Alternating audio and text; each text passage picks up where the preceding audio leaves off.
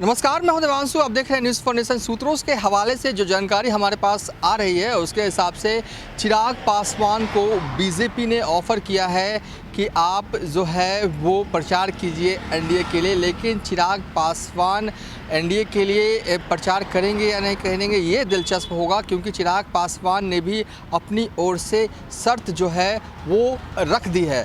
दरअसल शर्त देखिए, बीजेपी चाहती है कि चिराग पासवान जो है वो एनडीए के लिए मोकामा में प्रचार करें। मोकामा में 9% वोट जो है वो दलित का है और बीजेपी अच्छी तरीके से जानती है एक बार अगर प्रचार कर दें मोकामा में तो एक कहीं ना कहीं कि अच्छा प्रभाव जो है वो एनडीए के खेमे की तरफ से हो सकता है। चिराग पासवान को पटना आना था, लेकिन ऐन वक्त पर जो हमारे पास सूत्रों के हवाले से जानकारी है कि राजनाथ सिंह ने उन्हें फ़ोन किया। उसके बाद वो पटना आने का जो दौरा था चिराग पासवान का वो रद्द हो जाता है। उसके बाद रात में बीजेपी के कई बड़े नेताओं से चिराग पासवान की मुलाकात होती है। बीजेपी नेता जो हैं वो साफ तौर पर चिराग को ये कहते हैं कि आप एनडीए के लिए प्रचार करें, लेकिन चिराग पासवान जो है वो चाहते हैं कि अपनी शर्त जो है वो मनवा लें तभी प्रचार करें। क्या है चिराग पासवान की शर्त? देखिए, बीजेपी चाहती है कि चचा भतीजा जो हैं वो अब एक हो जाए। एक यानी कि पशुपति पारस और चिराग पासवान जो है वो एक हो जाएंगे। आपको याद होगा कि बीते 17 अक्टूबर को दिल्ली में लोजपा रामविलास की अहम बैठक हुई थी।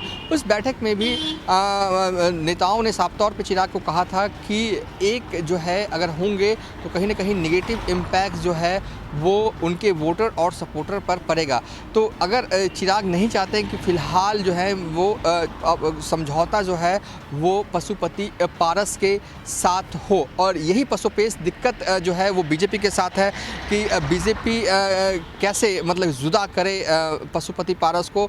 तो कहीं ना कहीं बीजेपी चाहती है कि चाचा भतीजा एक हो जाए, और उधर चिराग नहीं चाहते कि चाचा के साथ कोई समझौता हो जाए। बहरहाल हो जो भी, लेकिन बीजेपी मान मनोबल में लगी हुई है चिराग पासवान के लिए कि चिराग पासवान जो हैं वो मोकामा में प्रचार जो है वो करे। मोकामा में 3 नवंबर को चुनाव होने हैं और बीजेपी ने अपनी पूरी ताकत जो है वो मोकामा विधानसभा में झोंक दी है। एक तरह से कई नेता, कई लीडर जो हैं वो प्रचार करने के लिए मोकामा में जुट चुके हैं। तो दूसरी तरफ अगर बात करें महागठबंधन खेमे की, भले ही नीतीश कुमार जो है वो मोकामा गोपालगंज नहीं जा रहे, लेकिन जेडीयू के राष्ट्रीय अध्यक्ष ने भी आरजेडी उम्मीदवार के लिए मोर्चा खोल दिया है और खुद ललन सिंह जो है वो प्रचार कर रहे हैं कैंडिडेट्स के लिए। इस बीच चिराग पासवान क्या करते हैं? क्या चिराग पासवान एनडीए के लिए प्रचार करेंगे या नहीं, ये अभी भी सस्पेंस जो है वो बरकरार है, क्योंकि चिराग पासवान जो है अपनी शर्तों के साथ कहें कि अपनी शर्त अगर बीजेपी उनकी शर्त अगर मानती है